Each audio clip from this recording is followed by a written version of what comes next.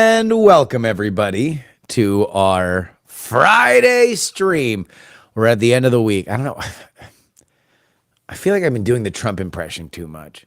Whenever I do any kind of gravel, it's just all I want to. Welcome to the Friday stream. We've got the Friday stream. Many days have come before now, and this might be the biggest. Fridays. The radical left Democrats and their allies in the mainstream media. That's just like, it's what I want to get better at teleprompter Trump. Because the other thing about teleprompter Trump is we got to finish that sentence. So it's radical left Democrats and their allies in the mainstream media will not stop until this country is destroyed. Okay, so this is the other thing, the other part of it. I'm building this impression in front of you. Radical left Democrats and their allies in the mainstream media won't stop until this country is destroyed. That's the other thing he does. He just goes, well, at the end. At the end, it's radical left Democrats and their allies in the mainstream media won't stop until this country is destroyed. Lingers like spores flying into the ecosystem.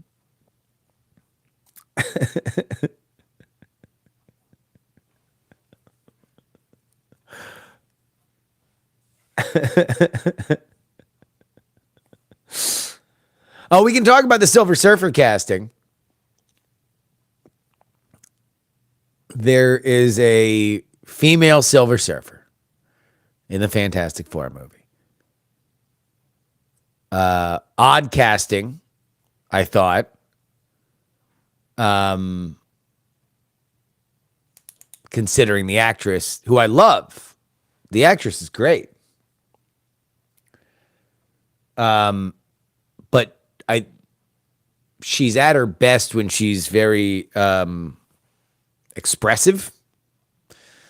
You know, she is Ruth from Ozark, but before that, she was in The Americans, where she played a very innocent character, but what kind of brought her to life were her kind of outbursts of emotion. And the Silver Surfer, as I understand it as a character, is defined by their stoicism. So I don't know. I mean, we'll see. The casting of what we are assuming. I mean, we're assuming a lot, right? We are assuming that is the only Silver Surfer, right? Because Shia LaBeouf is not the Silver Surfer that is normally there. It is a different character. So they were leaving room for the fact that there is another Silver Surfer. But we are assuming, based on the fanfare that came with the casting and no clarifications afterward, that is probably the dominant character. And you know, we'll see. I don't care about the casting near as much as I care about the script. That's my note on it.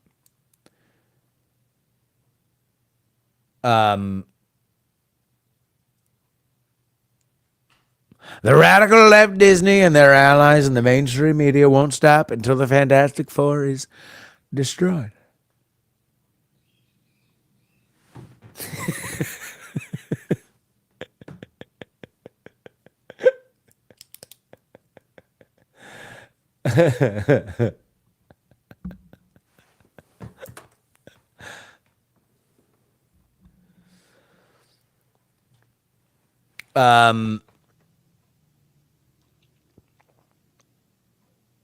Yeah, okay. It's Fridays. We can talk about whatever we want. Look, I put in the title the fact that now the foreign aid that has been among the more fraught elements of, I would say, the Biden administration, is now in yet another impasse. Let's understand that this is, a lot of money that would go to Ukraine, right? That's what the Biden administration wants, because the war in Ukraine is dependent on our money. Taiwan is not dependent on our money. Israel is not dependent on our money. Ukraine is.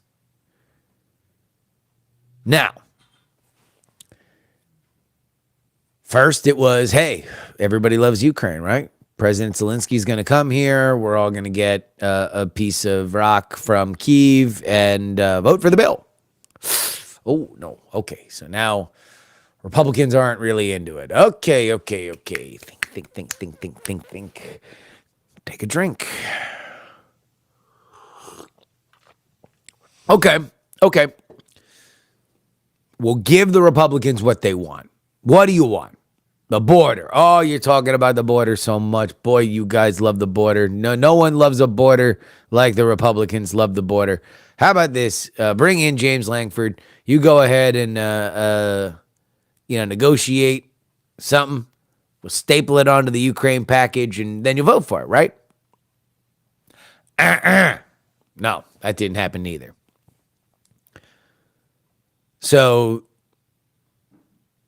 this is one of those things that even on the right gets that a lot, but like the border bill, there was no border bill.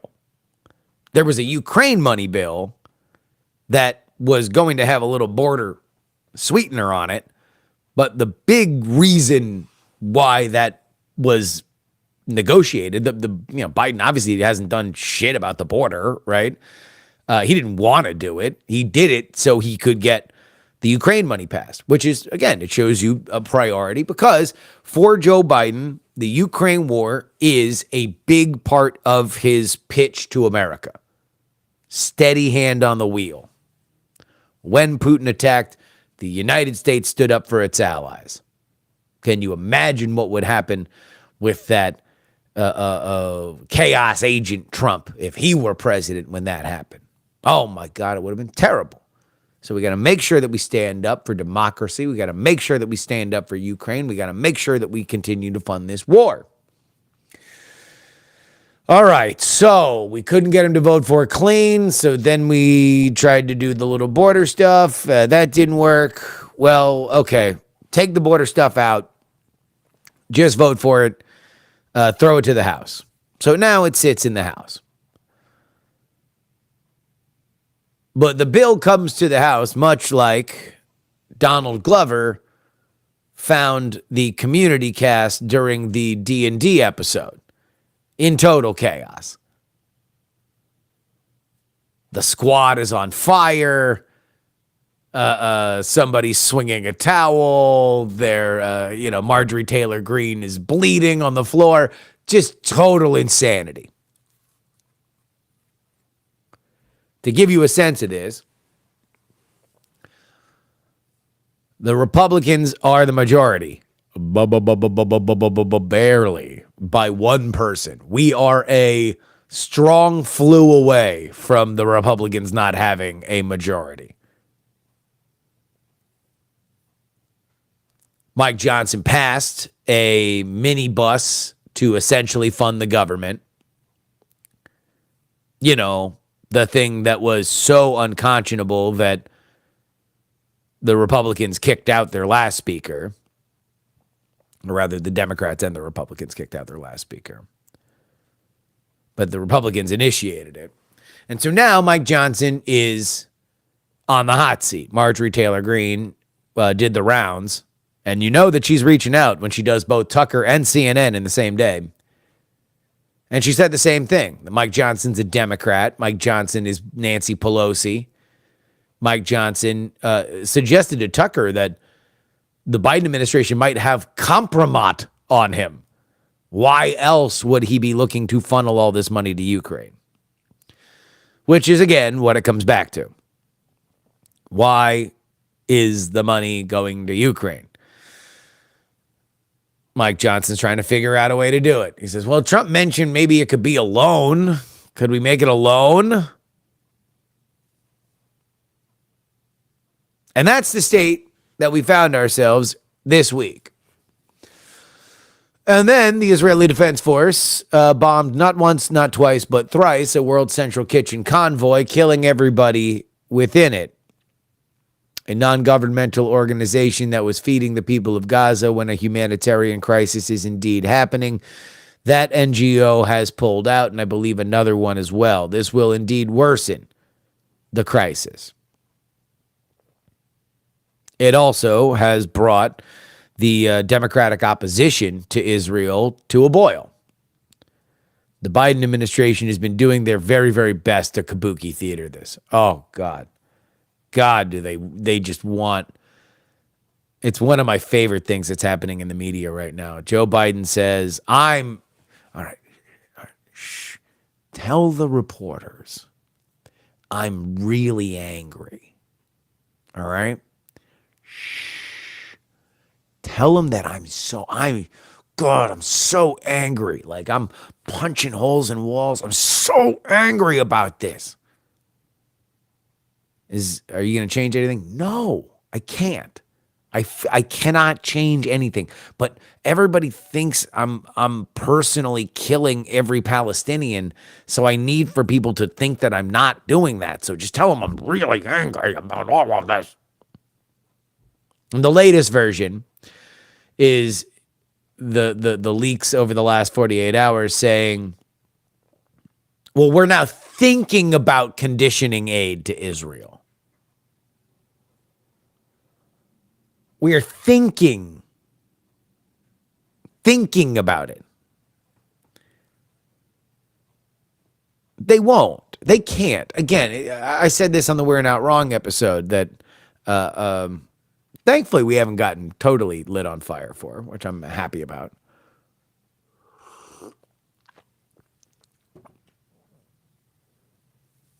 But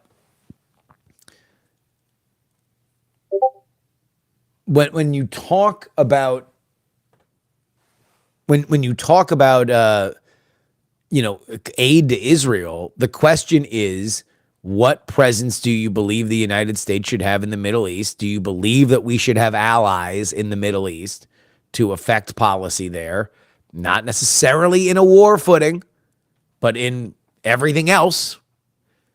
Shipping lanes, a relationship with OPEC, all that, right?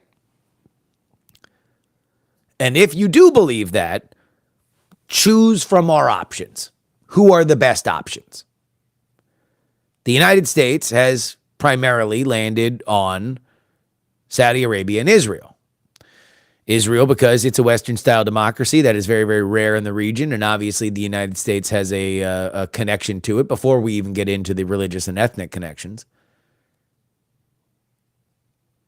But similarly, we have a relationship with Saudi Arabia because they're very rich. They like buying things from us, and we like having some kind of ear of people that control the OPEC price of oil. And even if we are a net exporter, I got a few emails like that, even if we're a net exporter of oil, even if we are, we can buy from Canada, the price of oil from OPEC affects that. It affects what we can sell it for. It affects what we can buy it for. So, if you are not going to give money to Israel, if you are divesting from Israel, the question is, who are your allies? Well, it's not Iran. That's the other big power. We already kind of run Iraq, or at least we have. Who are the allies?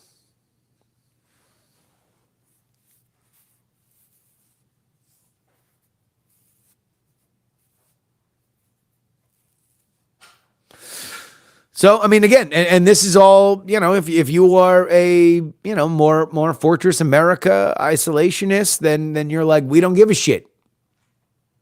We're going to move our ships through the region. If somebody shoots a missile at it, we're going to shoot a missile at them, and we don't give a fuck. That's it. There are more, I think they would describe themselves as global realists who say, well, look, soft power matters. America cannot pretend that it's not the 800-pound gorilla in the room. And so if we're going to act like the world superpower, then, you kind of got to pick favorites. But everything you need to know about the real politic of that region is Joe Biden saying that Saudi Arabia was a pariah and then fist bumping Mohammed bin Salman within a year and a half. Exact same situation. There was pressure on the left to say that Saudi Arabia was the worst. Joe Biden said the thing, said if he was president, things would be different. He wouldn't be cozying up to these autocrats. And then as soon as gas prices went up, he said, I don't know. He seems like a nice guy.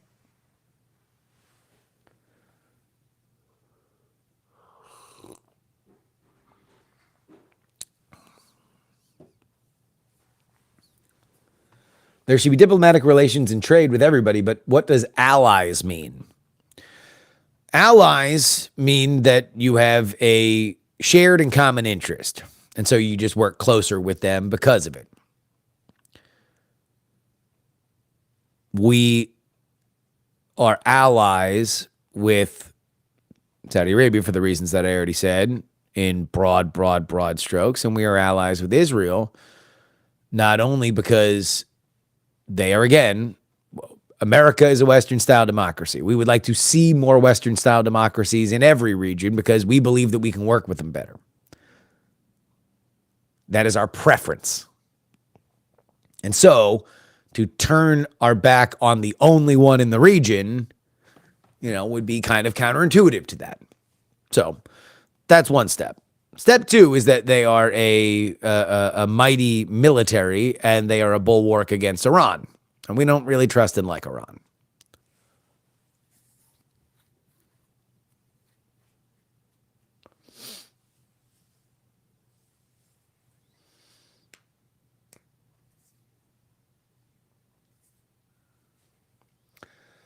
We used to be a proper country.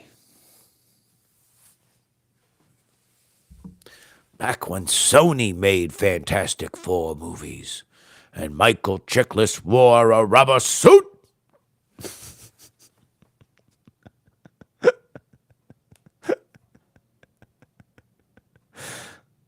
I know, was it Fox?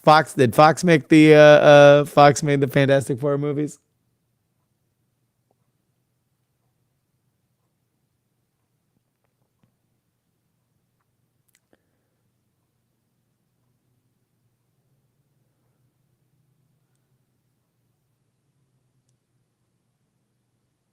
Back when Corman made them.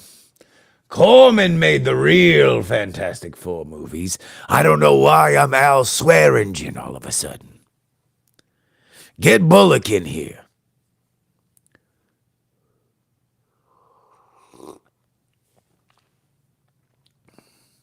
I couldn't find a Deadwood quote that I use all the time where he was talking to somebody that was like, oh, I remember a couple years ago and it was like a certain amount for whiskey and a certain amount for pussy because he's running a brothel.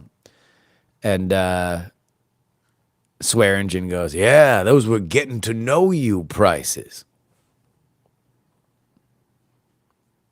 I couldn't find it, which means I probably fucked up that quote.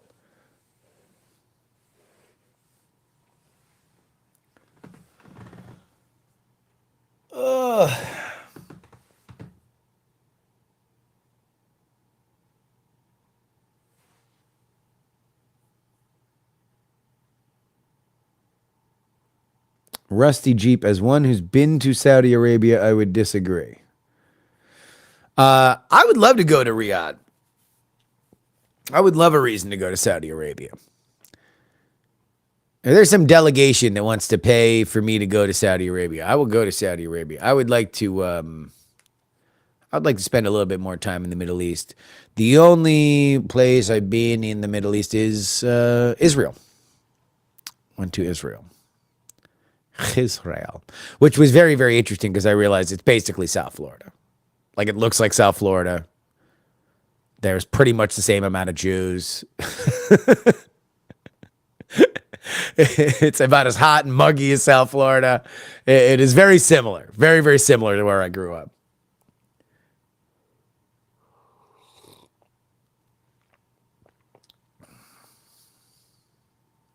Israel has beaches. Yes, Israel does have beaches. I would presume that Gaza does as well. I did not. The only swimming I did in Israel was in the Dead Sea because you kind of got to do it. You go, you float. I brought the mud back, which I don't think I was legally allowed to do, but I did anyway.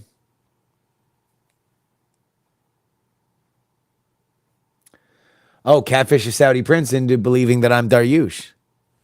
You look like Darush. Yeah, maybe if I could learn some Darush songs, maybe I could do like a Darush cover act.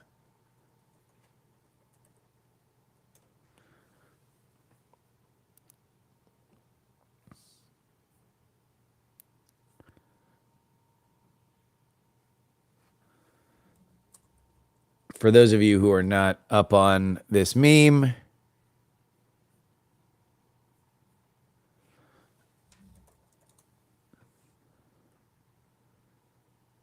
famous Persian singer Darush. Let me drag it on over here, and you guys can judge for yourselves.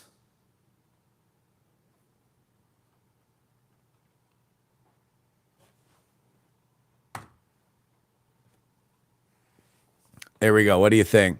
That's young Darush, right? This is more modern Darush, which I think I'm heading there. I'm heading there. I'm heading there probably faster than I want to. This one probably looks the most like me.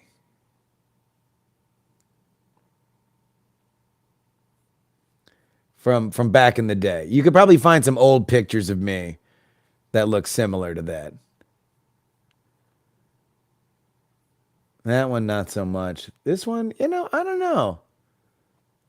I don't think I'm aging in the same way. Maybe that one.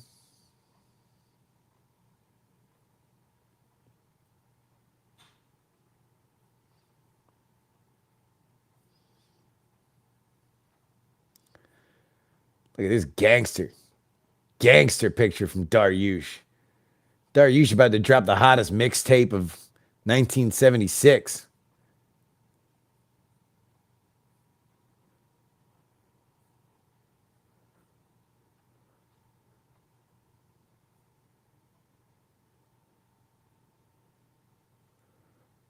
I tried doing AI face replacement of you and him in the program, just looked at me sideways and shook its head. How would Darush look with a Hitler mustache? All right. I knew. I just, I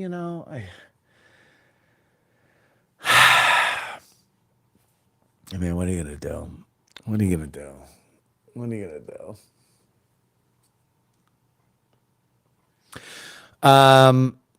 Hopefully I see some of you. Is there anybody in the chat now that's going to be in town for the eclipse this weekend? Anybody? Is there anybody?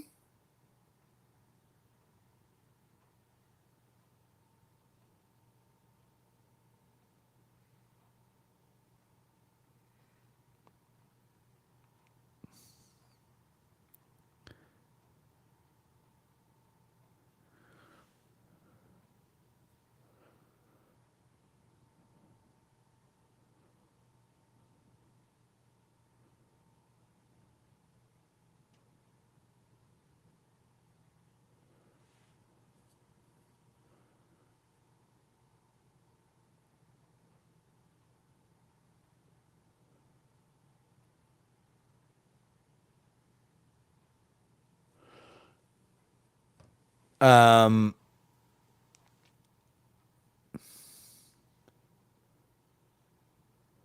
drive up for the show and bar crawl. Okay. That's on Saturday. Heard it's going to be cloudy in Texas. We don't know. We don't know. We'll see. The models right now are showing that there's The rain is kind of fluctuated from coming at night to coming during the day. If it's during the day, then obviously we would not see the actual eclipse part of it, but we'll probably see. Oh, it'll get cold. It'll get dark.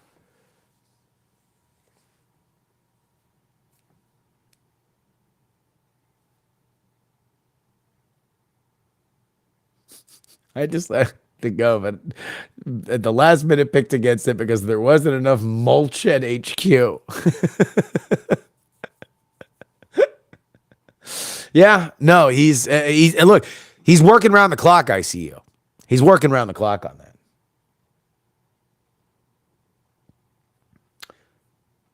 When's the DC show? DC show is.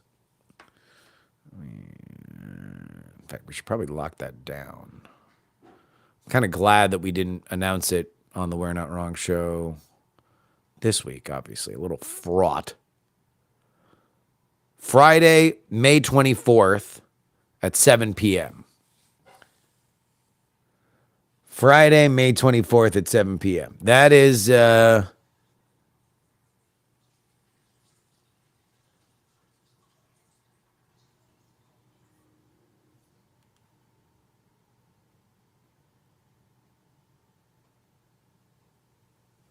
that is where we're going to be.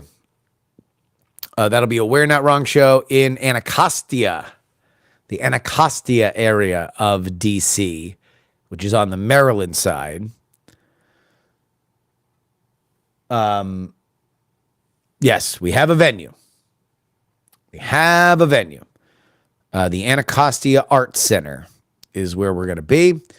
It's a small venue, 85 seats. So if you are thinking about going, then buy your tickets early because, who knows how many seats we're going to have. But I think we're going to sell out fast. I think we're going to sell out fast.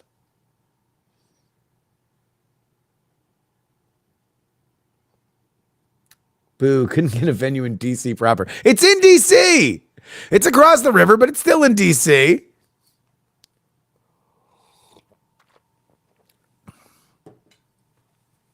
I'll show you. Oh, I'll show you.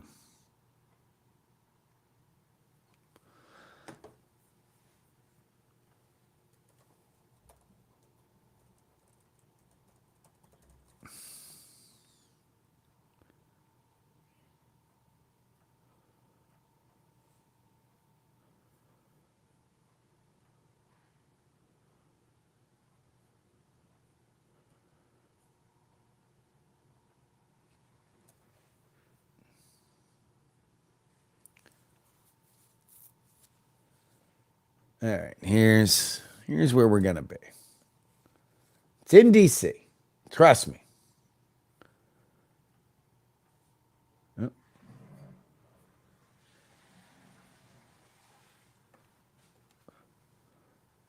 Literally right over the bridge, right next to Nationals Park.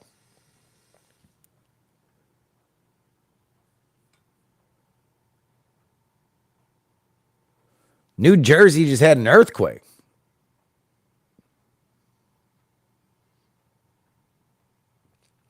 4.8, 5.5 magnitude earthquake in New York, New Jersey. Damn.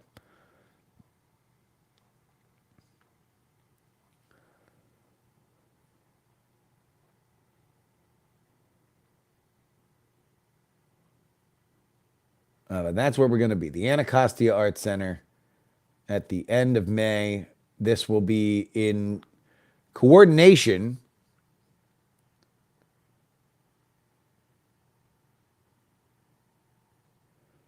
with the Libertarian Party convention.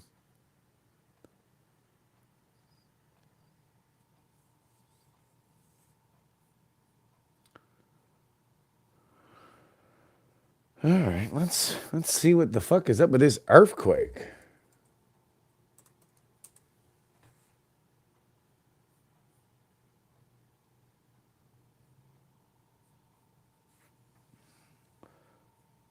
Let's go to the place where live news happens.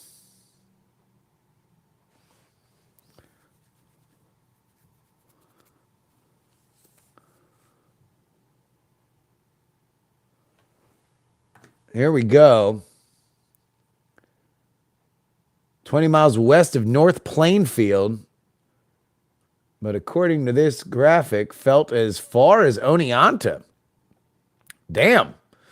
That's up into central New York. Poughkeepsie, Atlantic City, Philly, Lancaster, sorry. Oh, wow. And that was actually the big thing. It was felt Syracuse, Rutland, Concord, Boston. Wow. Holy shit. Yeah. That's a lot of people. That's a very, very, very dense area, obviously, when you're talking about New York City, Philly, Jersey, Boston, right? That's a gigantic chunk of people.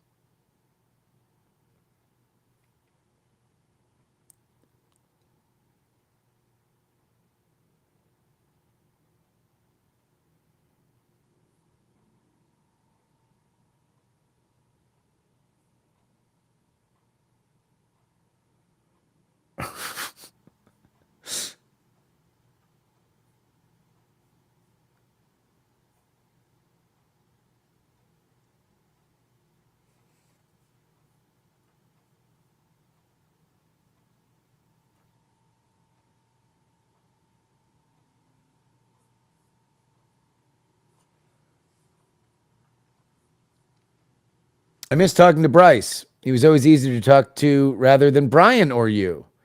Y'all were swamped at meetups. Um, well, I hope Bryce comes out. Obviously, he's got his own. He is a private citizen. Um, but I do think that the event that's going to go on would not have happened in the same kind of way with the same kind of fanfare without him. And I do think that it would be great. It'd be great to see him. I have not seen him since everything went down. I know I would love to see him. So that's my thought. I would love for Bryce to be there. In terms of the meetup stuff. Yeah, it's we're gonna get a bunch of them though. We're gonna do the thing Saturday. I'll be there for that. VIP thing is Sunday, and then obviously Monday we're there all day. So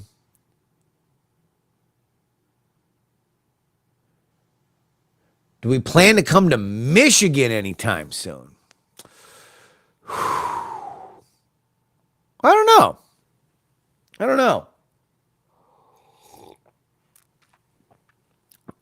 Nothing immediate in the immediate offing. We were talking after the show Wednesday about our RNC and DNC things. I've applied for credentials for both of those.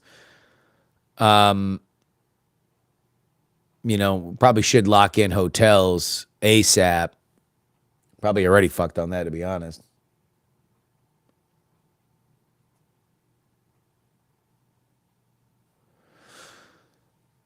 I would love, love, love, love, love to come back to Detroit.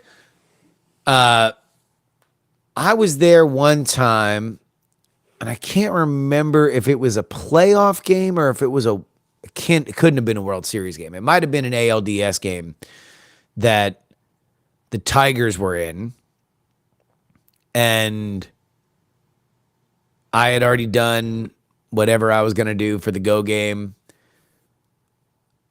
Might have been Ann Arbor, because I would usually fly into Detroit, go to Ann Arbor, and then I would stay in Detroit. Detroit actually has a hotel that's like literally in the airport. It's awesome. Anyway, I was like, well, fuck it. I was gonna do a thing that I've done a few times, especially if I'm just by myself. You just go scalp, a single ticket into a game like 3 innings in when the scalpers are just looking to get rid of them. So I just sat at Chris Chelios's bar across the street. But unfortunately, The game was canceled because rain was forecasted. It was a real bummer. Like, it was not raining, but they didn't want to start the game because if you started the game, you're going to have to start the game again if there's a rain delay. So either you like rain delay it until whatever, but also it fucks up all the starting pitching and it's the playoffs. So like they decided not to do it, but I was pumped to try to go see a game.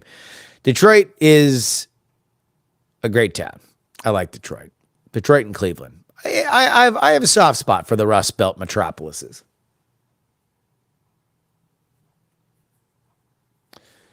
Chelly's Chili's not there no more? Style Mandis, you did feel the quake, huh?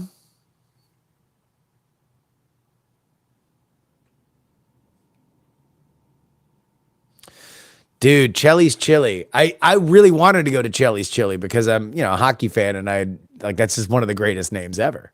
Chelly's Chili? I got the chili.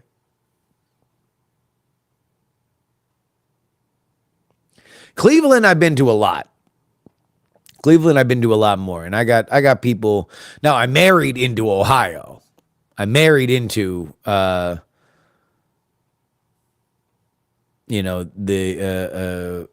north central Ohio. But I used to go to Cleveland and Columbus quite a bit for the Go game. I traveled there quite a bit. Cincinnati, too. I really dug Cincinnati. Cincinnati's really fun.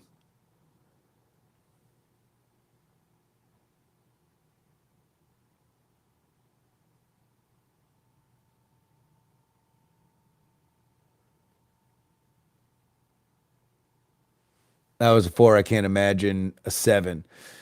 Yeah. I was never really startled with earthquakes. The biggest time that there was like an earthquake when we lived in the Bay, that was a crazy situation, was the birds went nuts. I remember it was in the middle of the night. Ashley starts screaming. The birds are freaking out. And then I think we opened the cage and Doctor flew out and was just doing laps because he was freaking out. And then it stopped and I was like, what happened? And Ashley was like, did you feel the earthquake? And I was like, no.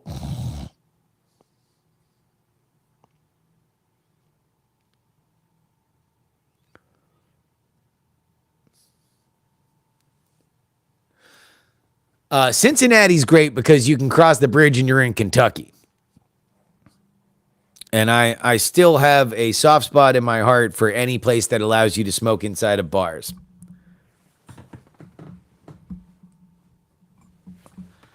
At least the last time I was there, you could still smoke in Kentucky bars, and it's one of the most nostalgic things.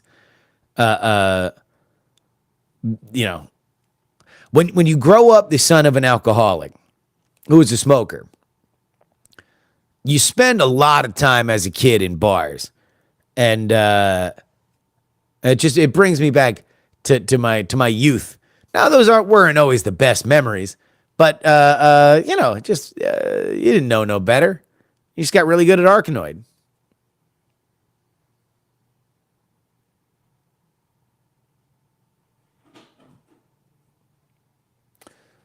Ben's Chili Bowl in DC took out the reserve for Mr. Cosby sign.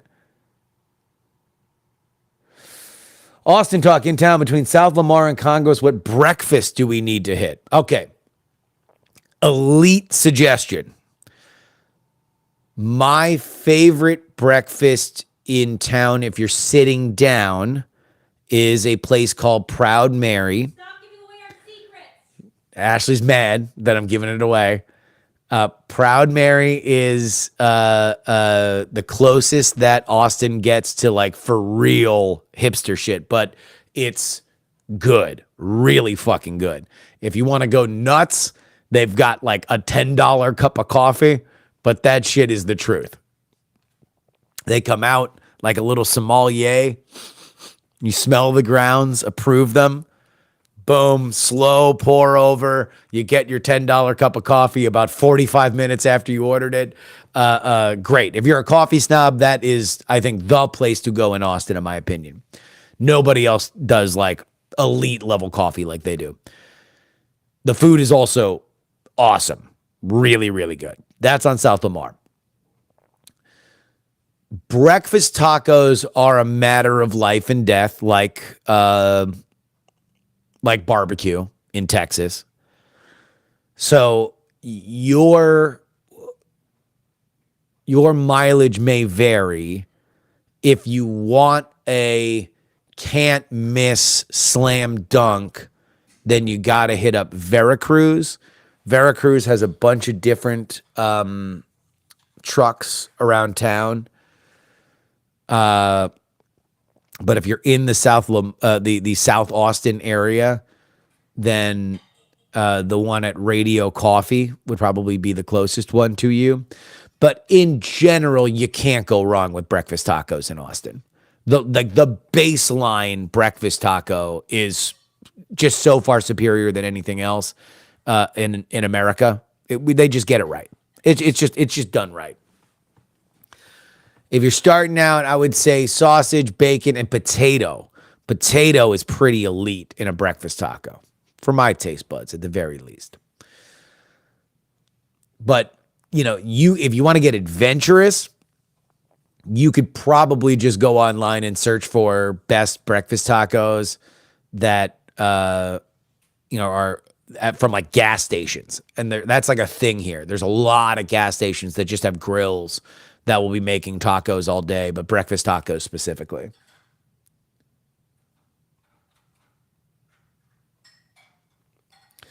Can you explain to me why I'd want a breakfast taco over a breakfast burrito? Great question.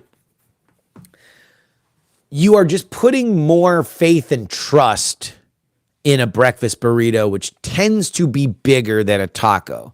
So you can have anywhere between 2 and 4 breakfast tacos, depending on how hungry you are. And you can try out different meats, different sauces, where you're kind of pot committed if you get a breakfast burrito, because unless it's one of those little like taquito roll, basically like size things, then you're getting a bigger, just more eggs, more. You're locked in on it.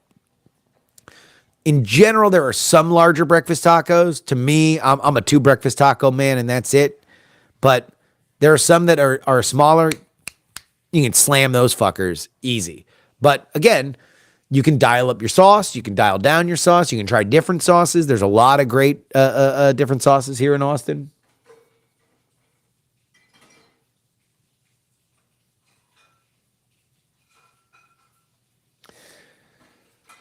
Now, when it comes to barbecue, now you're in a whole different area.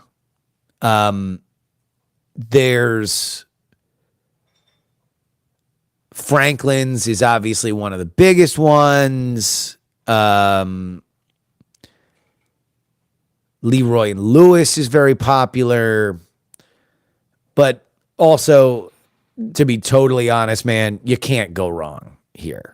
You can't go wrong with breakfast tacos. You can't go wrong with barbecue. It's gonna be really good. This is a thing that I picked up from Brian. I prefer going to Rudy's. Now, Rudy's is San Antonio shit, so it's not local to Austin, but there are a few in Austin. Really good. Awesome sauce. I think that it is my favorite barbecue sauce is Rudy's barbecue sauce. Very peppery. But yeah, that's what I would say.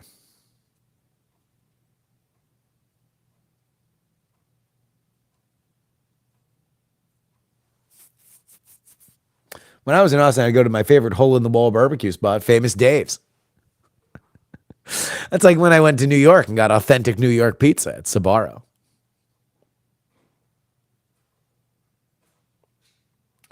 Rudy's is fast food barbecue, but it's good. I mean, yes. If by fast food you mean that you can actually walk in and order it, and you don't have to wait. I mean, again, barbecue is an art in Texas. So depending on your desire to genuflect at the altar, so not an art, a religion. Let me put that. If you are excited to go through the Stations of the Cross to get some next level amazing barbecue, then awesome. There's a lot of those places, and there's several of them that you can do on Sunday exclusively.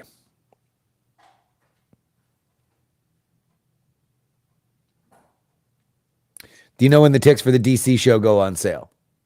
Soon, TM. We were just finalizing dates this week. Although, like many venues, sometimes that goes a little slower than you might expect.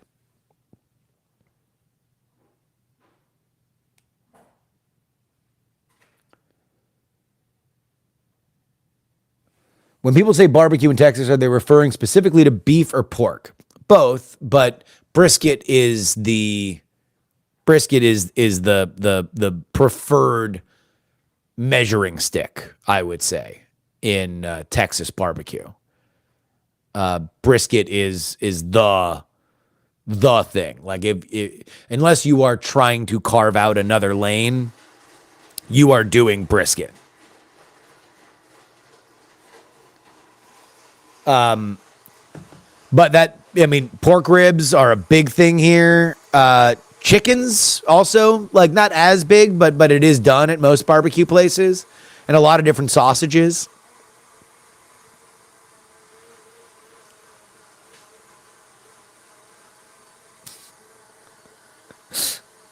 Yes, Ash is making a smoothie.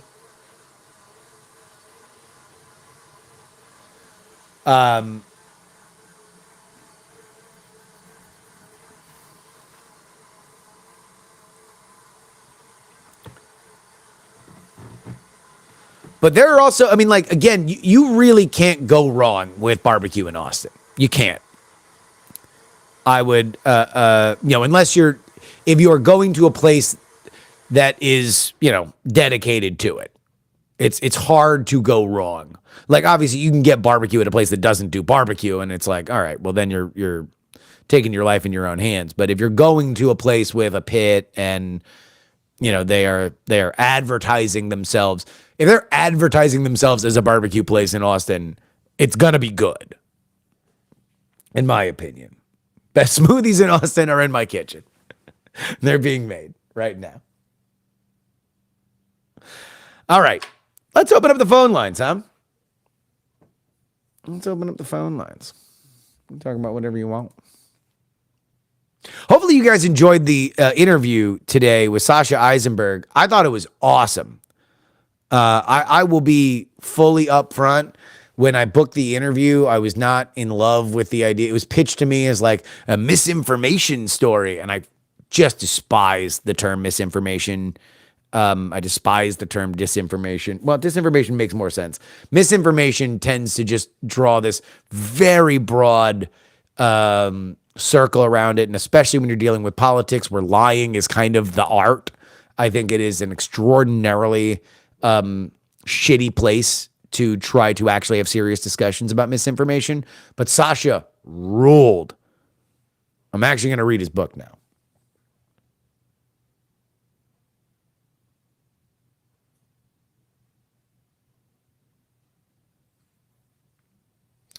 Have I gone to New Braunfels for Worst Fest? No, but hopefully at some point.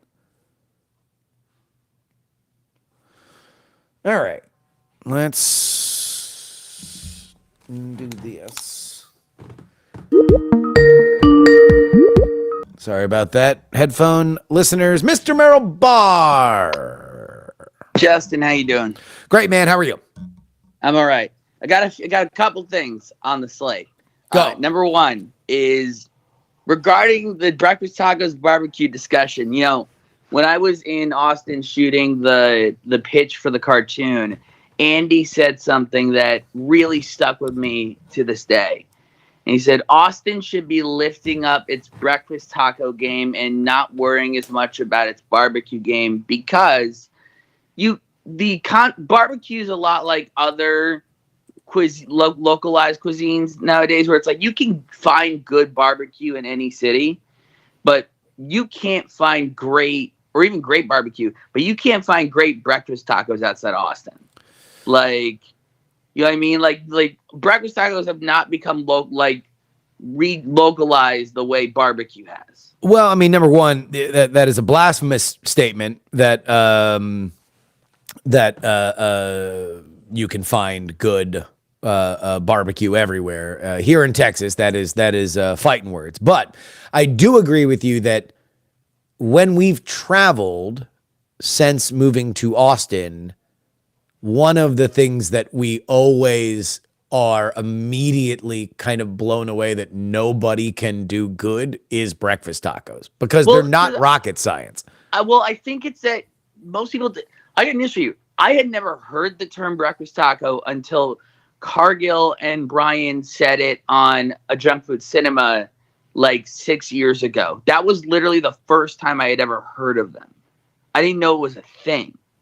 And they were like saying, and the reason it came out was because Salisbury was like, Cargill, like I was traveling the other day and these people had no concept of what a breakfast taco was. And he was so shocked that like there are people outside of Austin that have never even heard of the concept.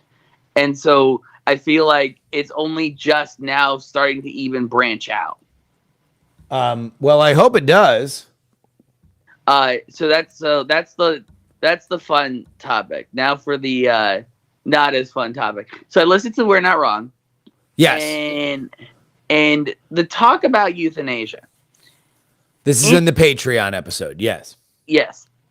It's interesting that you guys brought this up because weirdly so there was a TikTok I saw a couple months ago that made a case that disturbed me, and I'm feeling like I'm starting to see it come to fruition. And the concept was legal euthanasia is going to start becoming the proposed solution to the elder care problem. That we're not going to straight up kill old people, but people are going to start it's going to become big business, and it's going to start becoming an encouraged thing of like, I mean, if you want to go, if you're 85 and would you like to just go peacefully? We can facilitate that. It's really disturbing. Like, and to see now that the euthanasia conversation is happening more abundantly, just feels like, wow, that's giving that thing some credence. I don't know how abundantly the conversation is happening. I do know that Free Press article went viral because I think it had a very compelling subject, but I don't know if it's hit critical mass. I do think that it hints at a lot of kind of deep-seated cultural fears that we have, that we, already have a declining population in many Western countries, that we have spiked depression, that we have a social safety net that is straining at the seams, certainly in Europe, but obviously in America too, with the Medicare and Social Security burdens that will continue to grow. So I think it just hits at a lot of things that we are scared about. I don't know exactly how widespread it is. I think from your perspective, this is something that was very, very big in the 70s, right? Soylent Green, Logan's Run. These were science fiction conceptualizations of this exact same fear. Yeah, it's very grim. I will say Jen made a very compelling case for, hey, wouldn't it be great if someone didn't have to find the body? Like, I thought that was the first time I heard a compelling case, but even then, it's still so grim. It's just such a grim topic. Yes. Like, it is. I don't think there is a good way to talk about it.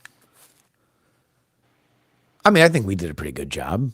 You did the best you could, right? Like, yeah,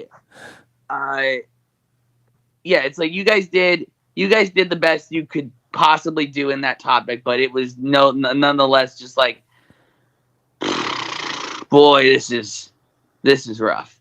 But I will say props to the entire episode top to bottom, because sometimes they're really fun. and sometimes they're not. Like, and this week's both of them was just hard. Yeah. I'll go out on a compliment before I go. Thank you. You're crushing the video. Like all your video on everything, so we're not wrong, and PX3 and the live streams. By the way, I'll tell you, now that we're a few weeks into it, God bless Restream, because watching the feed on YouTube is so much cleaner than watching the feed on Twitch. Oh, is it? Is it a better picture? It's less the picture. Picture's the same. It's the functionality of the actual app. Twitch has been one. I can watch it on my Roku, whereas I have to go to Apple TV for the Twitch. So that's the first thing. So more variability on what device I can watch it on. Gotcha. And then because there's no native Twitch app on Roku. No, because Twitch and Roku have always been a fight over the split on the money that Twitch brings in. Gotcha. So Apple and Fire are the only two devices you can get Twitch on for smart TV. So there's that, and then there's just the app is YouTube is less clunky of an app for streaming video at this point. Twitch has become very clunky. Yeah, I don't like them anymore. How come? I don't know. Just woke up one day and my love for them, my loyalty for them. I used to be very loyal to them, and then they became less loyal to me, and so I am less loyal to them. But yeah, your video just.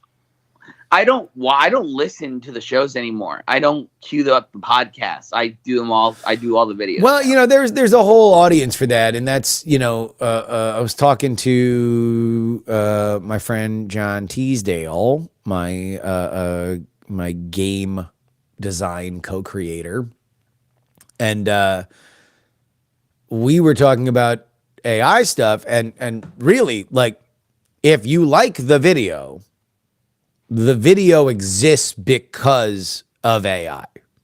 Like, I am able to confidently shoot video, edit video within the same online platform. I can use the AI transcription that is automatically baked into it to go to my edit points, which is something that I've never been able to do before. I then export that, it retranscribes it, so it gives me new show notes, new time codes, and then I've been doing the album, the thumbnails, YouTube thumbnails. Never had any interest in doing any of that shit before, but now that I can have DALL-E create an image, I throw that into Adobe Express that already has a template. I can take a picture of the guest that is already online. Adobe Express AI cuts out the background, throw them on that, title the thumbnail, bada bing bang boom, we're good. Are you right? Are you setting the YouTube chapter points, or is it also doing that automatically? Automatically, because I put the time codes that are generated by the transcript that Riverside makes with AI. My new favorite addition I was actually waiting for you to throw this in. I'm glad it came in finally this week. Was you made real transitions in the show? Another AI thing, yes. I have the Mel Brooks politics sounder, the whoosh sounder. That I found an AI thing and just said a million morphing American flags. That's that. And again, Riverside, an amazing platform. Great platform.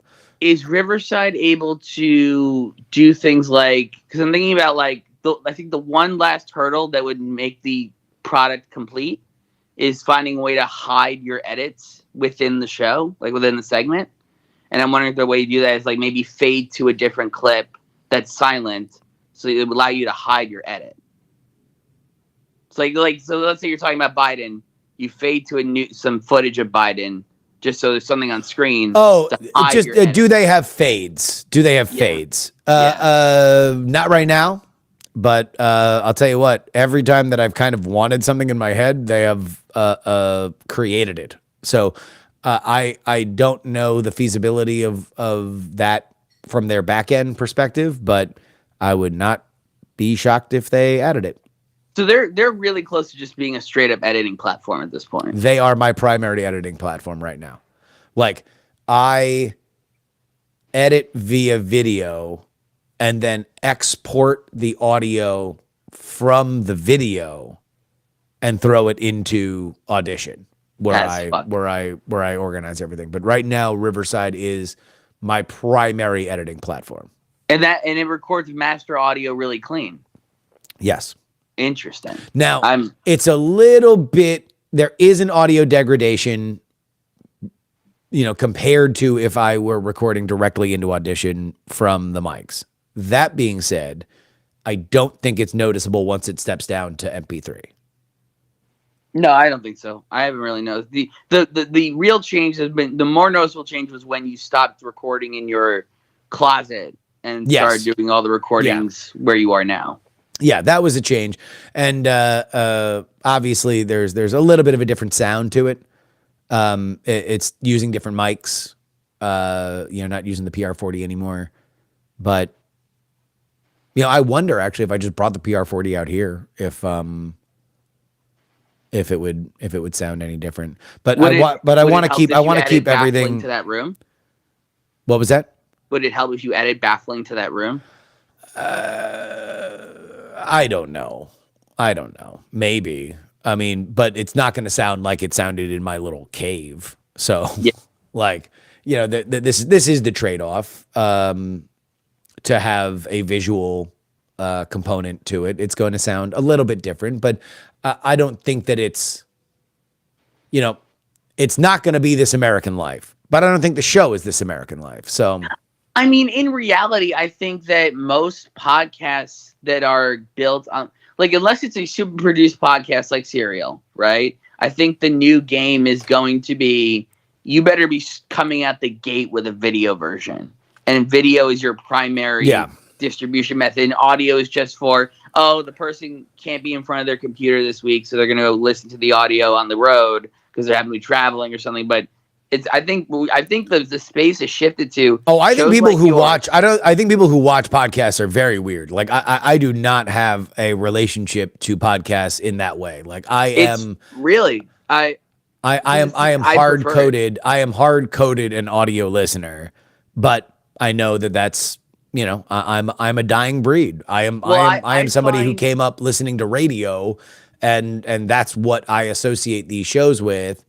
I associate YouTube content with something else, but I know that is increasingly the minority position. I find I am less prone to letting show episodes pile up when there's video versions. Yeah, I'm prone to listen to them. Oh, I'm sorry, not listen to watch. I am much prone to watch the episodes within the week they are current. If there's a video, if it's a video on my YouTube watch later, then if it's a podcast, a downloaded episode of a podcast. Yeah. I think that it's hard to say exactly how much it's grown the audience, but it certainly is a element. We get comments on shit every time I post stuff, so somebody's watching. All right. Well, enjoy the circus this weekend. Indeed. And what I know you're not gonna watch, but what's your one prediction? Who's going over at the end of the night on Sunday? Who do you think? Cody or Roman? The question really, and we're gonna get fucking really nerdy here. There are certain booking styles in wrestling, and this is something that is broad enough that everybody can understand because it's storytelling. The classic WWF booking style, the pioneered by Vince McMahon, is the good guy wins. The good guy beats the bad guy and then has a series of bad guys come through and then really only loses when there's a really villainous bad guy that takes the title off him for a few months, but then a new good guy comes in and beats the bad guy and blah, blah, blah, blah, blah, right? It's a very optimistic, very sunny, very Hulk Hogan style, right? Then you have the Southern style that is the bad guy is on top all the time. Then you have the Japanese style popularized through the last decade and a half by the New Japan booker Gedo, who is a absolute, like, if you want to know the cultural differences between the West and the East, the patience and the torture that Gedo has to build the heroes. Like, you are not a true hero unless you have suffered multiple just earth-shattering heartbreaks. And you saw that with the build to the reign of Tetsuya Naito, to Kenny Omega, to Okada. Like, all their big guys had to lose gigantic matches over and over and over again in spots where you were assuming that they were going to win. So the real question is that Triple H, who is booking WWE now, very much has more of a Southern style. In fact, between AEW and Triple H's WWE, the South won. Like, WCW won. Mid-South won. Because that is the primary style with both of the companies. I find it interesting you say that WWE was all about the hero, because when I was a kid, I only remember Triple H having the title at all times, right? And it was the eventually the face would get it off him for like 2 months, and then he would cheat his way back into having it again. Yeah, but that was a stopgap. And also Triple H was a good guy for many stretches of that. He was more of a person who went back and forth, especially when they needed somebody like that, or he would go out for injury and then come back. But the prototypical WWE booking is Hulk Hogan, John Cena, and what they wanted to make Roman Reigns before realizing that Roman Reigns was somebody that had to be a heel before he was a big baby face. He'll be a big baby face at some point. But so to answer your question, to me, the real question is, how much Gedo does Triple H have in him? Because it was a very Gedo move to not pull the trigger last year at WrestleMania. There was the argument to say that they did not want to even have a Cody Roman match this year so as to delay it one more year. You finish the story at next year's WrestleMania because this is going so good. You want to keep it going. Is there is there yet another heartbreak? Is this like, I think it was Wrestle Kingdom 17 that I was at, where it was Okada, Naito, the entire crowd, just absolutely one of the loudest crowds that I have ever been in wrestling, which is saying something because the Japanese crowds are not particularly loud in general, but it was insane. And then Okada wins because they want their heroes to crawl through fucking glass to be broken before that they ultimately seize the mantle. But I think that what will be very interesting to see is what the kayfabe look is of Cody after night one. Like, how bad is his beatdown going to be? How injured is he going to walk into night two? How bad is he going to struggle through the second match? Right. Well, I mean, I don't know. My assumption is that Cody and Seth are going to win on night one. Yes. And that will scare everybody into thinking, holy shit, they're going to have Roman win again. Now, I think they're going to win and then probably get the shit kicked out of them, right? Mm-hmm. But, yeah. All right. Well, have a good one, man. All right. See you later. Call me now, 510-404-8030. Again, 510-404-8030. Who's the genius that scheduled WrestleMania in an outdoor stadium in Philly in early April? Is it going to rain? Those are brutal. Although now with 2 nights, it's not you're not in the same thing forever.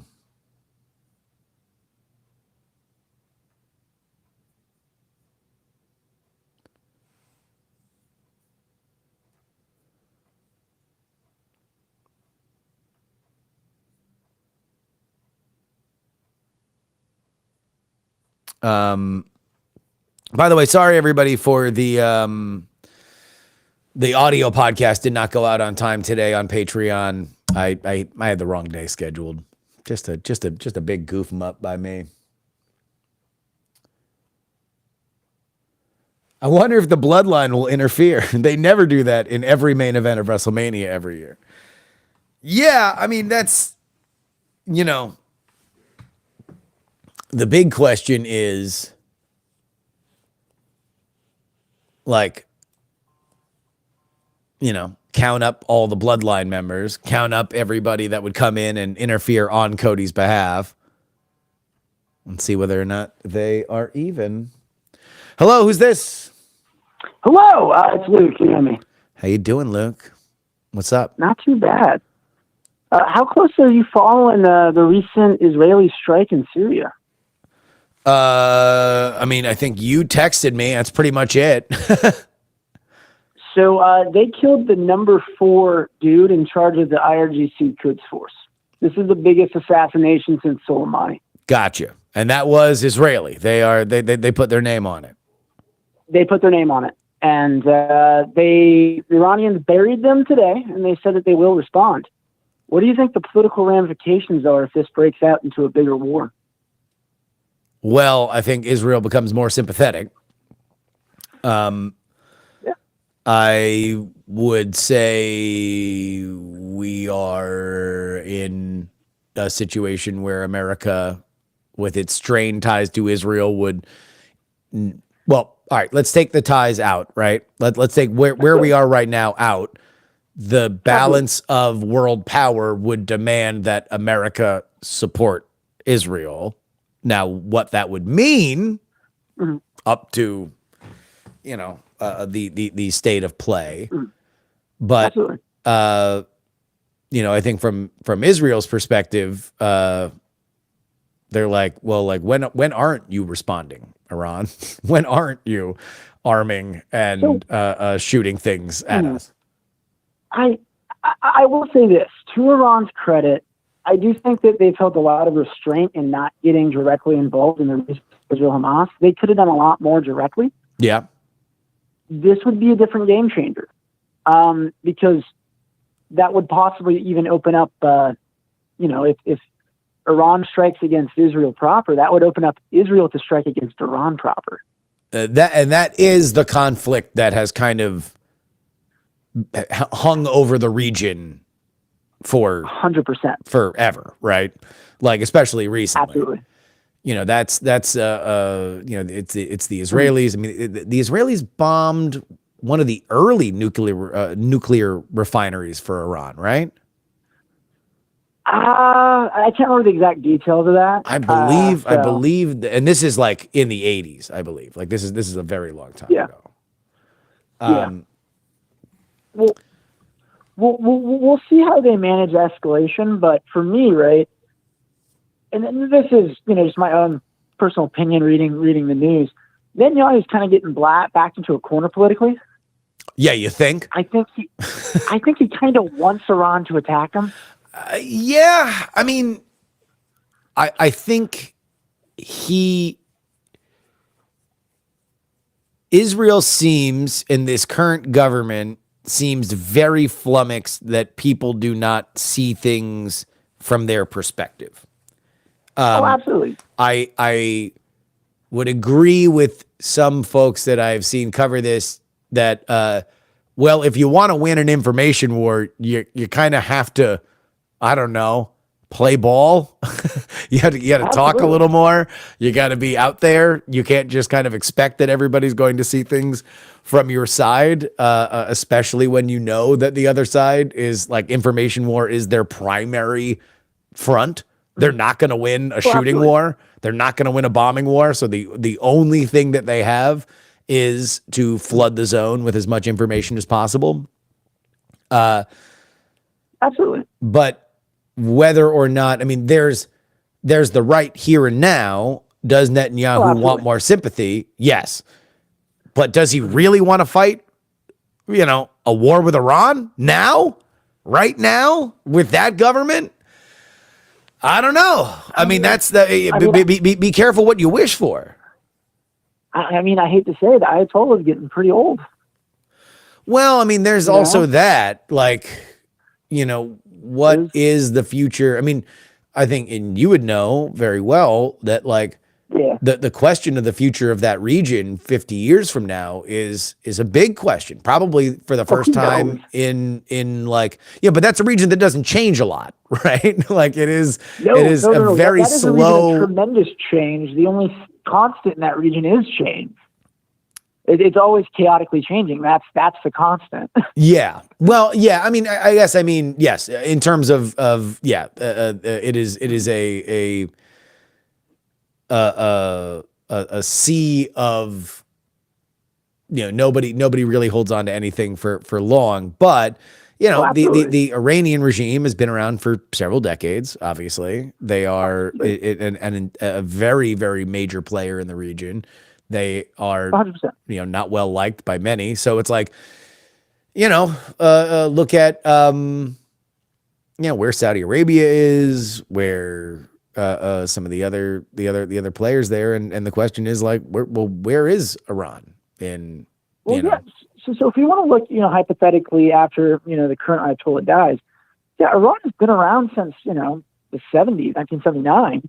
Yeah. But they've only ever had two leaders. Yes. So you're able to have pretty constant policy for that entire time. When you get fresh blood comes in, it's going to change a lot of things. I mean, we're seeing that right now in Saudi Arabia with Mohammed bin Salman. Yeah. It really depends on who takes the place of the Ayatollah. Yeah. And whether or not they're going to be more hardline or more moderate. Yeah, I mean, but also, that's a region that kind of, obviously has its own big currents that move in their own directions, and especially when you look at, you got a lot of money around there that goes pretty much wherever it wants. That's the problem with Iran, though. They have the ability to make a lot of money, but they don't have a lot of money. They don't. No, Iran does not. Saudi Arabia does. Iran does not, because they have all the sanctions. 100%. But, Iran has comparable natural resources to Saudi Arabia. And I'd argue an even more advantageous geography. But I could see the leader coming in and changing things. But to tilt more westward? Is Saudi Arabia really tilting westward?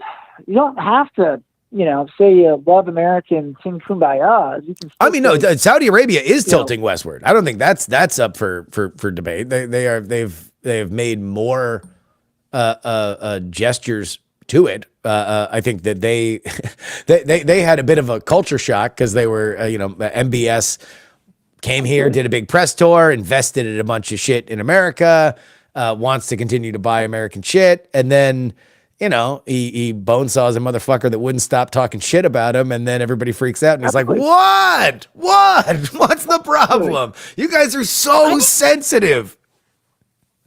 So my question is this. Do you think Saudi Arabia is drifting closer to Israel for U.S. interests or for Saudi interests? Saudi interests.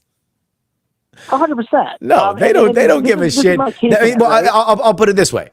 It is advantageous for them to do it because they want to be closer to the United States. They want to modernize. They want to be looked at as more of a Western style state comparatively for them, right? They want to be looked at as a technology sector and a tourist destination and all that kind of stuff, right? So normalization with Israel is something that they are like, that brings them closer to everything from that perspective, but also it's because they fucking hate Iran and they don't give a shit about the Palestinians. I mean, so I don't know, right? Because like I lived in the Middle East for 3 years, and I had a lot of Arab friends. Yeah. And I asked them one time, what scares you the most? And they're saying, it's not really Iran, it's not really ISIS, it's not really terrorists. What scares me the most is the erosion of our culture. Yeah. It's to quote my Arab friend, it's the woke ass bullshit. Well, and That's that comes with it comes with Western influence now, right? But also woke ass shit to them is women driving. Yes, exactly. It is from a different menu. It is from a different menu than what we like. We're like woke bullshit is they made a female silver surfer. Like their woke bullshit is women are allowed to have a haircut. Oh, 100%. No. I'm well aware of that. But like for me, right? You were talking about those long-standing currents that are longer than even America's been around. Yes. When you look at back in history of the big threat to the Arabian Peninsula, you have the Achaemenid, you have the Babylonian, you have the Persians, and now you have the Iranians. With the U.S. getting more and more disconnected and not really wanting to get involved in Middle East wars, Saudi Arabia needs to find a new security guarantor. Who's the closest military power? If they move away from the United States? No, if the U.S. moves away from them. Oh. That's where it's going. Where, at least from my perspective, we're trying to pull back a lot of our military presence. We largely this is the Pacific pivot, right? To care a little bit less about the Middle East and to care a little bit more about China. Well, it's not like that. Just the American appetite for foreign wars in the Middle East is at an all-time low. Yeah. Iraq changed that. Iraq changed that forever. Iraq changed that forever. And I don't think that people really, really understand that. Like right now, Marjorie Taylor Greene screaming and yelling and threatening to overturn the Republican majority in the House is driven by the Iraq war, by the reaction to the Iraq war. We are still feeling the reverberations to it because it became so unpopular. And as soon as Trump unlocked that on the right, it is now just, it is known that was foreign adventurism that was too far for the American appetite. Oh, absolutely. But at the same time, right? The recent incursion that we're doing with, we're not going into Yemen, but, the recent spats we're doing with Yemen, that's not super popular. With the Houthis? Because I don't think you know this or not, but each one of those missiles costs about $5 million, and we're shooting down about a $20,000 drone each time. That was one of the videos that Ryan Macbeth did about one of the clips coming from Gaza, showing people getting drone striked, and he's like, well, like here's what we know. We don't know exactly what they were doing. We don't know exactly who they were. We don't know exactly what the IDF had on them, or if they were right. We do know that you don't just like whoopsie hit that button, because that is a very expensive button to hit. So there's two ways you can go about it from when I was in the military and my very limited time out of targeting. So you establish rules of engagement, and then you can act within those rules of engagement. Sometimes those rules of engagement allow for a self-defense strike. Yeah. Which is kind of ad hoc as long as that's within the rules of engagement.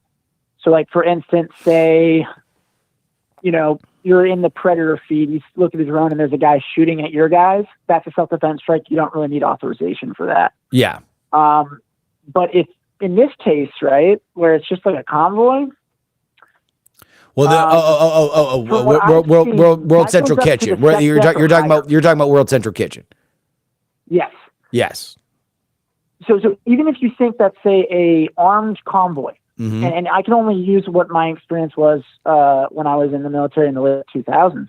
Yeah. Sorry, 2010s. That decision is usually lays at either the SecDef or the president. Yeah. Yeah, I mean, Yeah, I'm not I don't, saying I don't that this think, wasn't I don't his think case, that there but is any usually that question that decision went was- up the chain. That went up the chain, and somebody very, very, very high up, a bold-faced name, said yes, probably 3 times. Yeah, so sounds like a corporal made a bad assessment there. I'm telling you that right now. Oh, somebody is fucking like somebody is very, very, very you know, yeah. I would. I don't know what the policy is for the IDF. I know that Yeah. if this were an American situation, somebody would have gotten thrown under the bus. There would have been a name 100%. out there that. You Yeah. say that, but we blew up a family in Afghanistan. Just You wanna trying know what? feed a You're right. country, and nothing You're really right. happened. And we didn't even apologize for that. We're still officially really, no. we're still officially pretending that was a retaliatory strike for ISIS-K blowing up Marines, right? It's like when there's fuck no. Yeah, you want to know what? Yeah, you're right. You're right. I guess it would presume that you would need an antagonistic press to make that a gigantic scandal. Yeah. You know, you have to give that Afghan family about a fifth of the press that we gave Donald Trump saying the word bloodbath. If you gave it 1/5 absolutely. of that, then maybe somebody would have to apologize. I mean, I guess, but the Afghanistan shithole went bad, and no one really got fired. You are preaching. still- You are preaching to the choir on that. The fact that I assumed then, and we've talked about this, but I assumed then that because this state and defense were pointing fingers at each other, that it's like, all right, one of y'all are getting fired. Either Austin's getting fired so. or Blinken's getting fired. No, turns out neither. Turns out everything is great. Oh, 100%.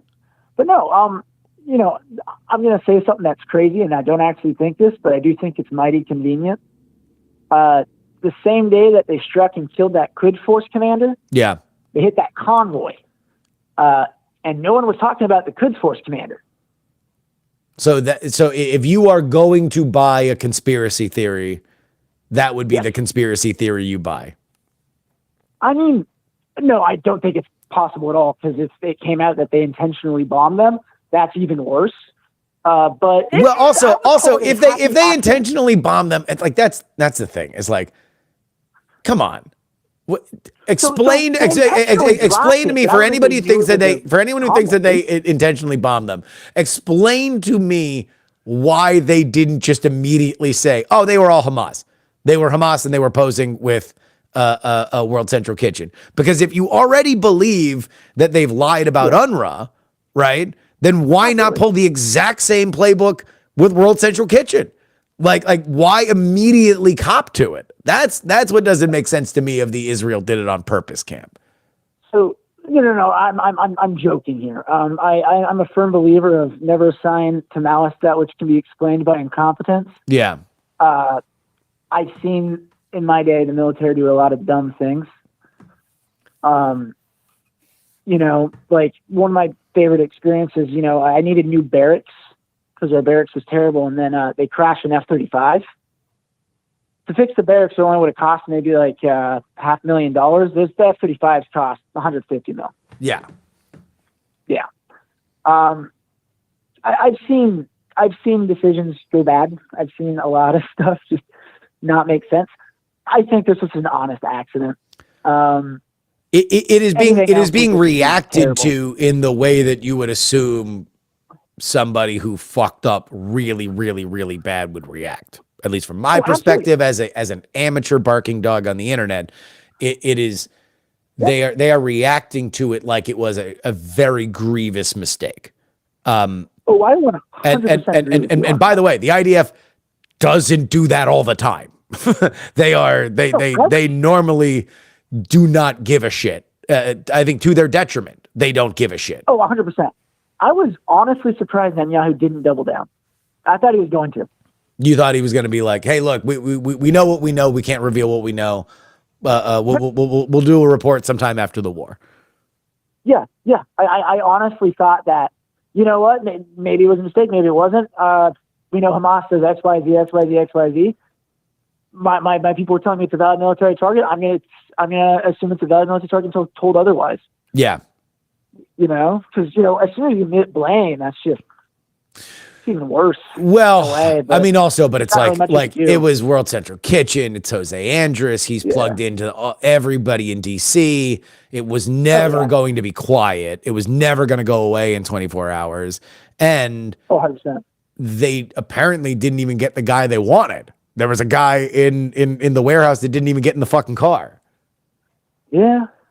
Well, I mean, hey, at least we got the IRGC Quds Force commander and might pull us all into a greater big conflict. Well, I mean, the fact that that's not getting any attention, that you're the first person to tell me about it is also telling. Again, it happened the same day, and it's just Soleimani too. Yeah. And that's, but also the State Department has the current State Department has a weird relationship with Iran, right? Like there's a little I don't know, maybe a little Iran, maybe we could do a little Iran. I mean, we'll see. I'm definitely interested to see how Iran's going to respond. I'll definitely keep reading different news.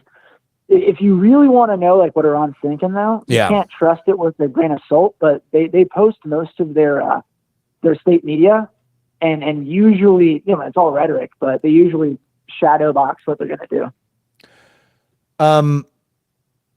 Have you watched the HBO show The Regime? I am not. I think you'd really dig it. It's a satirical.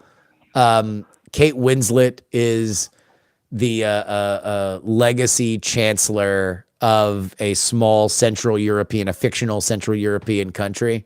So think like a Lithuania or something like that. Okay. But very much in between NATO and China, and she is slowly going fucking nuts. And it's good. I think from somebody who has watched high level international shit and watched things break down, I think you'd enjoy it. All right, that sounds great. I'll let you go. I think I've taken too much of your time. All right, man. Well, thank you so much. Remember to call in anytime, man. Always appreciate it. Absolutely. See you around. All right, bye.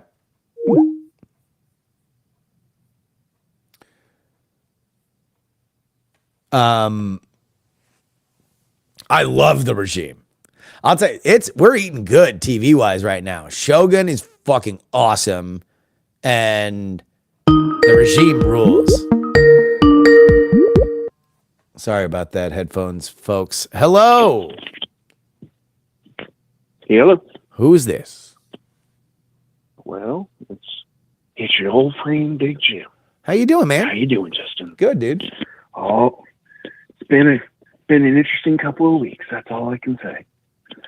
Had an interesting time in Philadelphia, being that the bridge in Baltimore decided that it wanted to take a little nap, dip in the pond. Yeah, little sleepy by. But I was in Philly at the time at a customs summit talking to customs officers, and of course half the group was from Baltimore, so they promptly skedaddled out of there. Got out of there. Yeah. But it was a good time. Are you excited for Monday? Yes. No, I'm very excited for Monday. I think Monday's going to be super fun. I'm hoping we get a break on the weather, but I'm excited to see everybody. Yeah, I think everybody's going to have a good time down there. Unfortunately, I will be up here, but Yeah, but you guys are getting it, right? You guys are in. Are you guys in the path? Oh yeah, we're right in the occlusion area. We're actually we are going to be doing a project with the Boy Scouts and the Cub Scouts because my boys are in both, and we're making a big old science thing out of it. And the Scouting America has developed a cool little patch for it that glows in the dark. It's really cool. So the kids are excited. And U.S. Air Force Museum is going to be doing all kinds of stuff during the eclipse too. So that'll be interesting, especially if you're a conspiracy nut like a certain Adam Curry that's in your haunts that believes that Hangar 18 still holds aliens. So Oh, it'll be good fun. fun, It'll be a good fun. time. Good times, man. So, Well, what's on your mind? well, here's the thing. At what point, when we look at this whole Israel, first of all, let me start by saying this. Good We're Not Wrongs this week. Thank you. Very good episodes. Thank you. I enjoyed the civility of two very difficult to discuss topics. Yeah. I appreciate your stance and Jen's stance and Heaton's I'm gonna tap dance a little bit in between them stance. Yeah. Quite honestly. He was the moderator. He was the moderator of this episode. He was very, very calm for a very, what I could tell was, obviously everybody could tell it was very passionate for Jen, but also I could tell there was some passion in there for you as well. And mostly because I hate the discourse. That's really right. the passion that you heard is that I really, really, really despise the discourse. I think that, somebody just said in here, have I ever thought of going on Rising? They've said that they want an Israel focused guest. I'm not a Israel is always right guy. I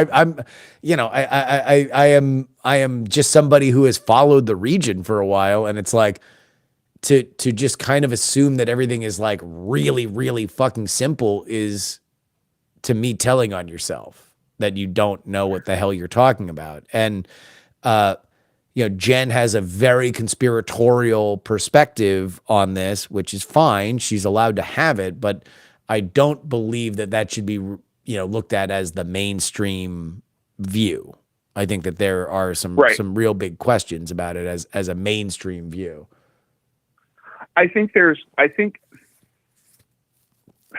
truth lies somewhere in the middle, right? I mean, that's how this always somehow plays out. Is the truth always lies somewhere between one side and the other side, and in the middle there will be the truth.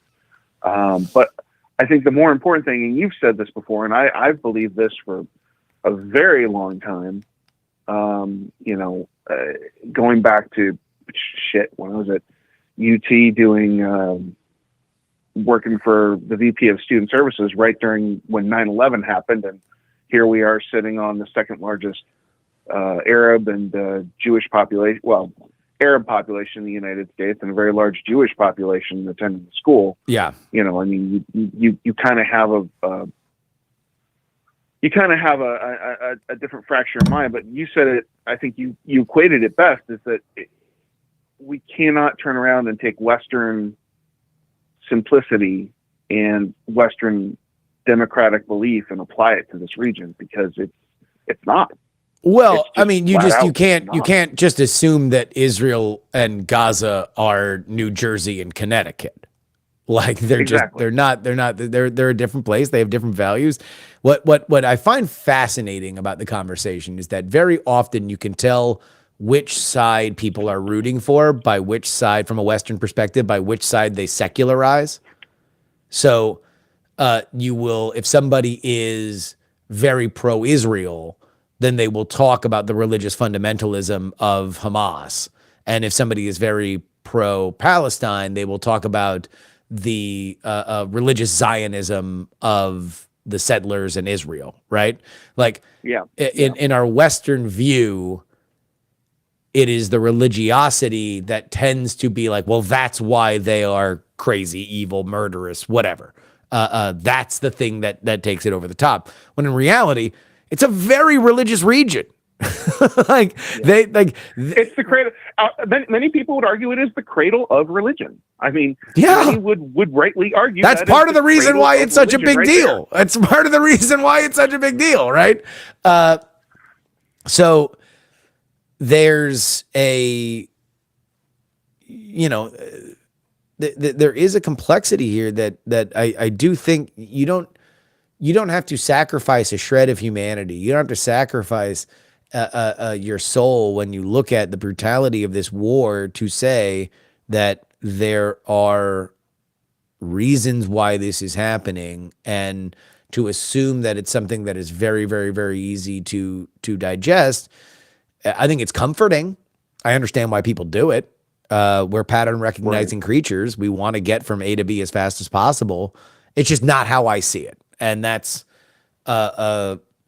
just where I get very frustrated when this becomes, Brianna Joy Gray versus Ben Shapiro, as if that's the entire spectrum of conversation on this, when the stuff that I find the most interesting are stuff like Luke, who called in earlier. That's a man who's watched the Middle East for our country for the last several years. That was his life. He understands Arab culture. He understands what the tectonic plates of power are there. Those are the voices that I've always enjoyed. Those are the voices that I've tried to read about, by the way, in times that aren't this fraught. Now, if you really want to get into the Palestinian cause, then we can get into it. We can get into the reason why Hamas got into power. We can get into the reason why the Palestinian Authority is not particularly popular. We can get into the ethnic and tribal leanings of a lot of the different Palestinians and the assumption that they are a united people if they didn't have Israel to fight against. And by the way, we can get into the brutality of the IDF. We can get into the fact that Israel has a compulsory military service, which means you're going to get more fucked up shit. Like, that just happens when you are not only taking volunteers who want to stay in the military because they believe they are going to get some kind of gain, be it discipline, money, prestige, honor, whatever, right? If it's all compulsory, education, blah, blah. whatever. If it's all compulsory, then people just do things that they're like, what are you going to do? Kick me out? The thing I wanted to happen from the beginning? That's just a reality there. So I don't know. It's something that the discourse was what I was passionate about. And it is not one person's opinion. It's not Jen's opinion. Jen's very, very, very much allowed to have her own opinion. And I know where it comes from because she has a very pure heart. She sees ugliness and violence and she is heartbroken by it. And I do believe that one of the things that very much motivates her is a feeling like she's been lied to. And she has felt that she was lied to about the founding of the state of Israel, and now she is extraordinarily skeptical about that organization. And that's her right. That's her right. That's her right to have it. I would like for that to be a part of the discourse, not the definition of the discourse. And that's I think really where I got passionate. I think the way that it came off to me, and I mean, everybody else has their own opinions and whatever. The way that it came off to me was more, it's going to be a touchy subject. It doesn't matter. It doesn't matter if you are educated on the topic or you're not educated on the topic. It doesn't matter. It's a touchy subject. So it's like, it's like when you and Scott used to do the Unfriend Me podcast. Yeah. And, the running joke was, okay, we're going to talk about abortion this week. Yeah. I mean, it's the same. It's the same kind of, obviously it's not the same thing, but it's the same kind of feeling, right? That you get about that is that everybody's going to have an opinion on it. Abortion seems easy now. So abortion seems easy. I don't know. Why were we scared of abortion? That's easy now. We should bring it back. Just do the abortion episode. Fuck it. Come on. Now it's oh God, it's super simple. All right. TMS Vegas, you're calling it. TMS Vegas, let's do the abortion. We're doing the abortion episode. And then we're going to joke about next week we'll do Israel-Palestine. Yeah, I mean, you might as well. I mean, you solve one, solve the next. Why not? Exactly, I know. Yeah, and 2 weeks from that, we'll deal with Ukraine and Russia. Why not? Let's just fix all the world. Oh, that's easy. We'll get it all done. That's easy too. Nobody, except for like some some people are, I don't know. Yeah. But I'm glad. Look, I'm glad we did the show. I'll be fully honest. I didn't want to do it. I didn't have it on our initial sheet. I don't I know Jen is very passionate about it, but I know that Heaton doesn't have a lot to say on it, and so I don't know how we could do that topic without it just becoming Jen, kind of running it and just sort of making it a Jen statement of fact, which I don't think is the best version of the show. Right. I would have liked to have done another topic, but I think the way that we wound up doing it was the only way that it could be, because as much as I would like to be a control freak and have every show fit a certain footprint, because I think it's what the audience wants and what they expect, sometimes raw honesty is more important. And Absolutely. that's what we got. And so I was very, very happy that was the case.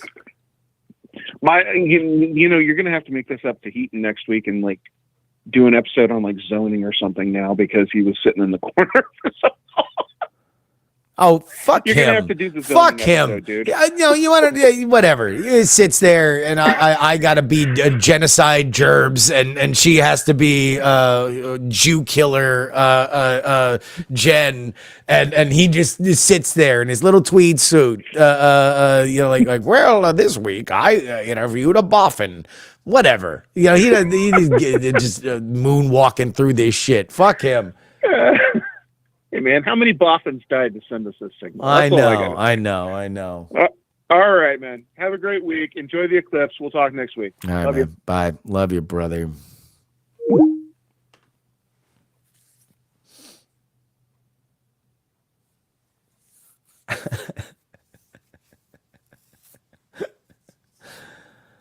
I'm getting tired of Heaton's. I really haven't studied the subject. Like, bro, you don't have a job except to study the subject. We love genocide gerbs. Yeah, that's me. That's me. Old genocide gerbs.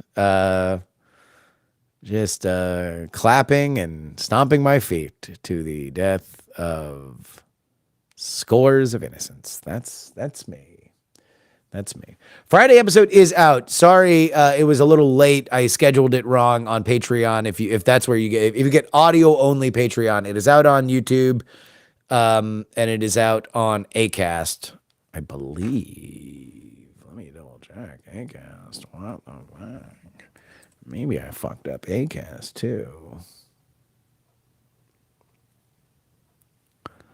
Yeah, me and Mr. 911. That's why we're a duo. Mr. 911 and Genocide Gerbs coming to a city near you.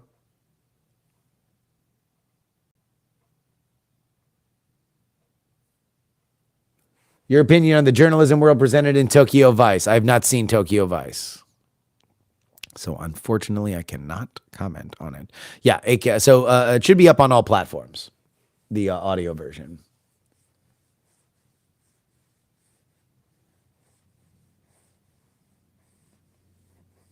I really liked the show when it was less pro-genocide. Oh, man. The world's an ugly place. But it's a beautiful place, too. I want to be more optimistic. I think that we spend too much time wallowing in cynicism. I have come to understand that self-loathing, something that I have very much thought a lot about, talked a lot about, is only as good as it is useful. Tearing down is only as good as you are good at building up. And I believe we are living at the best moment to ever live as a human. I believe that we are going to get continually better for the rest of my life. That will hopefully never end. I hope to be doing this stream for you in 150 years. Hopefully I look even better than I look right now.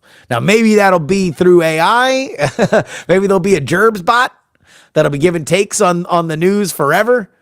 Maybe I'll really be here. But I like to imagine the bright, glittering, beautiful future. I'm not one that thinks that the future is out and that the past is in. I'm still uncomfortable with certain elements of nostalgia, especially as a worldview. No, I believe that we are going to continue to walk forward. And the reality that the world has very deep, dark, ugly spots to it. And some of them are really, really, really, really depressing. Should only highlight the fact that for many of us, we're in a better position than our forefathers were. We have an opportunity to be happier. We have an opportunity to be healthier. We have an opportunity to be richer. And for that, I think we should be thankful. Now, everybody in the middle of the eclipse, please drink your Kool-Aid so we can prepare for the ascension. Okay.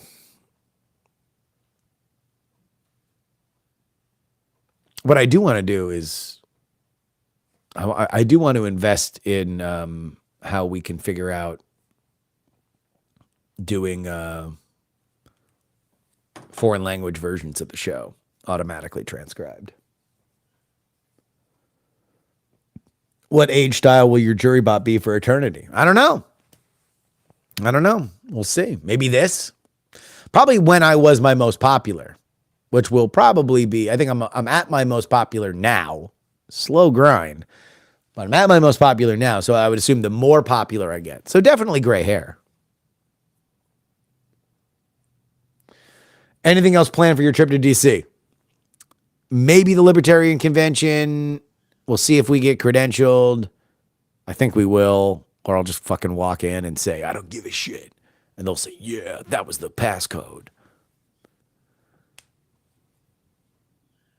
Can AI Gerbs do a Rush Limbaugh impression?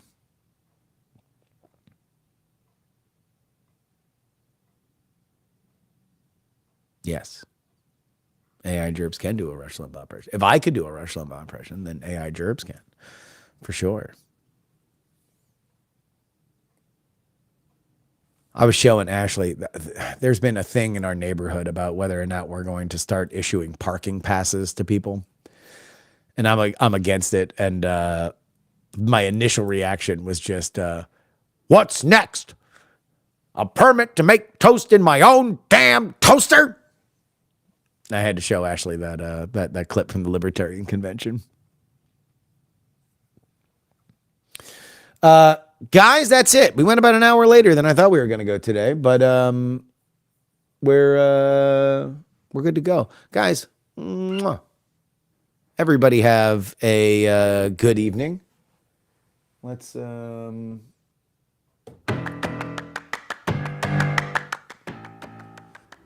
till next time. We'll see you after the break.